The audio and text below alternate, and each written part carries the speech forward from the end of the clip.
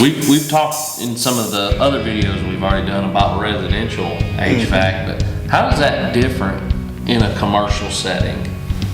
Commercial, everything's bigger, higher voltage, and bigger duct. So higher voltage, so our homes are on 120 volt or 240 volt units, right? When we're talking commercial, what are we talking about? 450? We have 460, 3-phase, 208, 230.